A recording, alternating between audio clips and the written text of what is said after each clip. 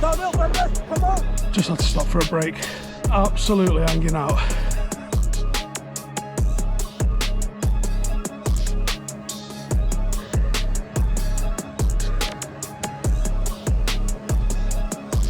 I don't know if this is going to pick up just how sweaty I am.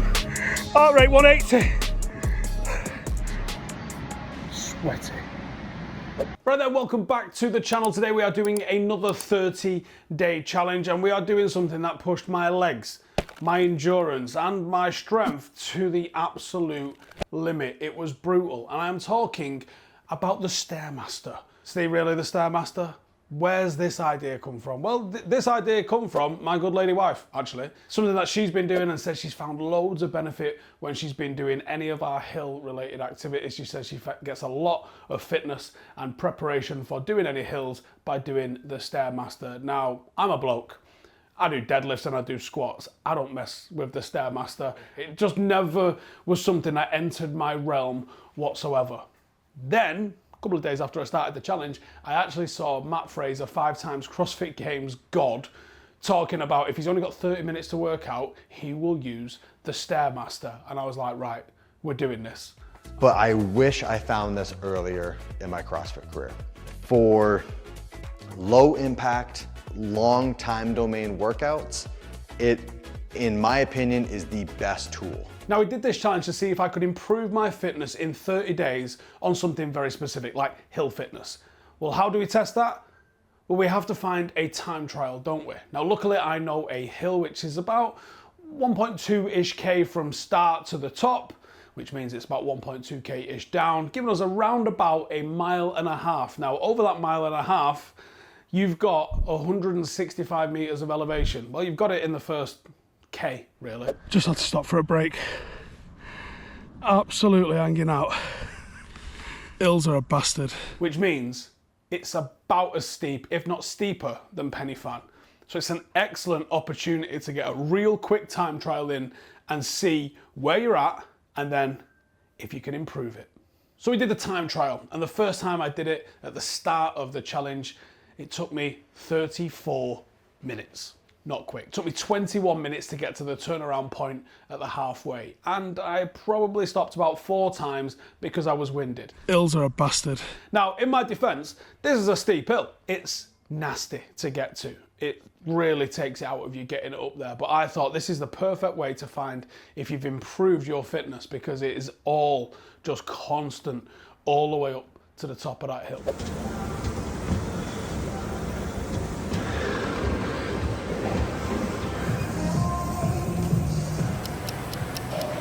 Could only do 13 fucking minutes. I didn't get the last level in. That absolutely kicked my ass.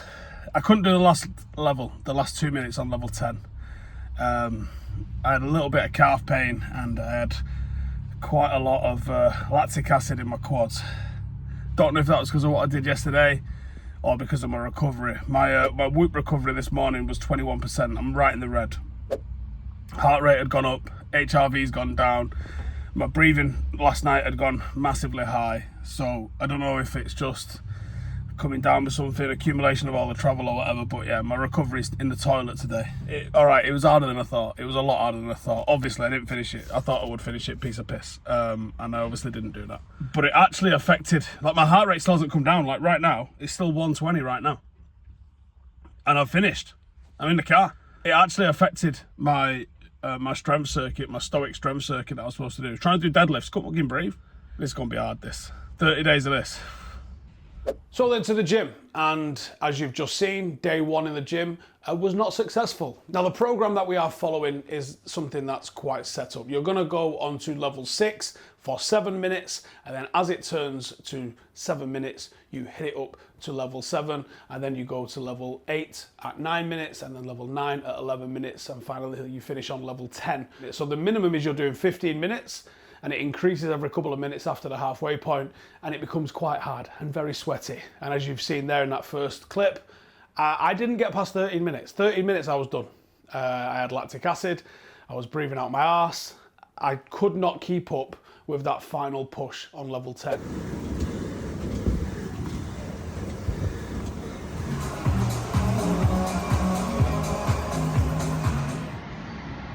sweaty.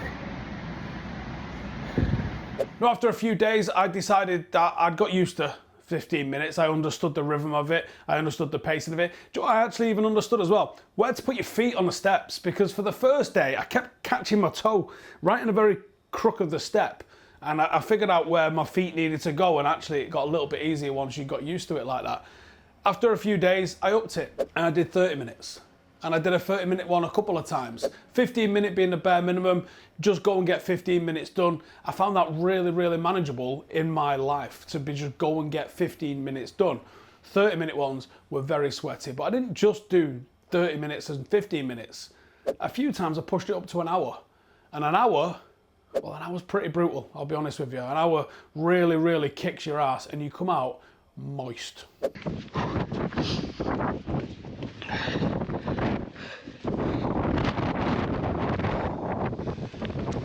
There we go, so first time summit, any fun. How do you feel?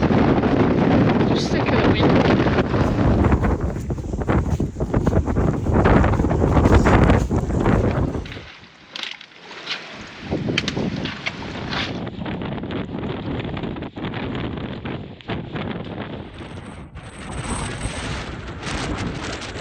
It's almost midnight and it has taken me the entire day to get off my arse and get myself to the gym just for 15 minutes today on the Stairmaster.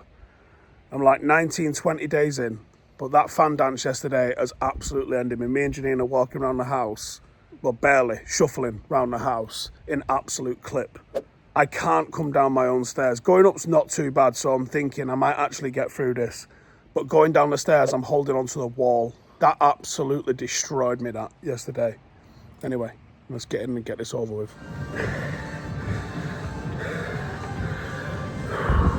Now, I think I'm allowed a pass for doing the fan dance rather than just 15 minutes on the Stairmaster, considering how brutal it is. But we did do the fan dance, and what I would say is, on the fan dance, I felt very strong on some of the uphill parts of that. Now, I don't know if that was because I'd been doing the Stairmaster or because I'd been consistent with just training for a couple of weeks prior to it, but I did feel very, very strong on some of the uphill parts of doing the fan dance. 1 week to go, day 23 of 30, and I've just done an hour, and I don't know if this is gonna pick up just how sweaty I am. You don't half build up some sweat doing that, man, I'll tell you what. But in 23 days, to go from doing 13 minutes first time to doing an hour a few times, I definitely felt the benefit of it when I was on Pennyfan on Sunday. I did feel strong going up the uphills. I like it. I think the Stairmaster's here to stay, especially because you can do it when you've got a calf strain, and let's be honest, I get calf strains in it. Now, I didn't push myself either the first time trial or on the fan dance maybe as hard as I could have done. I didn't run on any of those parts because I'm still rehabbing a calf injury. And what I found throughout doing this 30 days is actually you can continue to do the Stairmaster, or at least I could because of the type of calf strain that I was getting. I can still do the Stairmaster with it.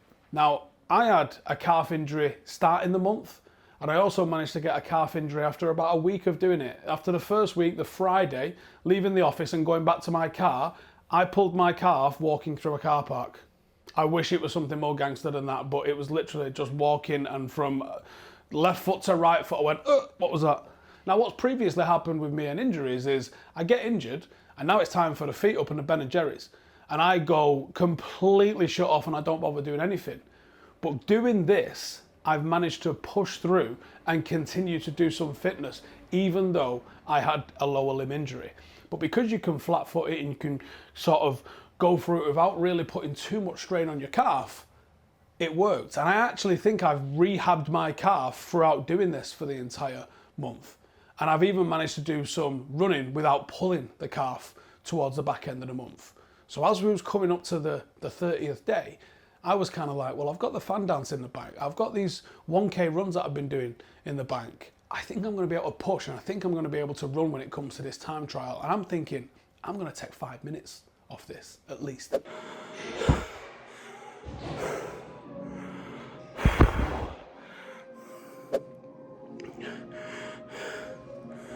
Day 30, last one. just 15 minutes because I've got about an hour and a half of gym to do after we finish this. So I'm almost treating this as the warm-up now, which on its own is quite a big difference to I could only do 13 minutes of this shit when we started. Now I was in here at midnight and it's only 9:30 right now. And what I did last night was try and challenge myself. Obviously I've got loads of lower limb issues, injuries and that sort of stuff. So I'm trying to build them up, trying to strengthen them. And one of the things that I did last night, which I might do again today, I'll see how it feels once I start getting warm, was no heel drop. So I did about 10 or 12 minutes just totally on my toes, not holding on at all. So using a little bit more balance, and I could instantly feel my muscles in my legs, my quads, my hips, even my arse, all just sort of lock up and tense up, and it made it so hard, and my heart rate jumped about 10 beats per minute just to try and cope with how much harder it was by being right on my toes. But considering I'm trying to strengthen my soleus, my main calf muscles and all that sort of stuff, I reckon that's something really beneficial. And I'm probably going to keep doing the Stairmaster because it's like next to no impact, and 20-30 minutes on here is mega cardio, especially if I'm doing it multiple times a week. So let's get the last one done. And now, the time trial, the second time around. I've gone into it, I've rehabbed the calf, I feel strong, I feel good. We get there, and I start running on the first part of it. Also felt like I was running on slicks a little bit, kept slipping, as you'll see from some of the footage. Fucking terrain's horrendous. Can't really go quick. It's very slippy as well. Oh, really slowing me up, man. Now, I pushed.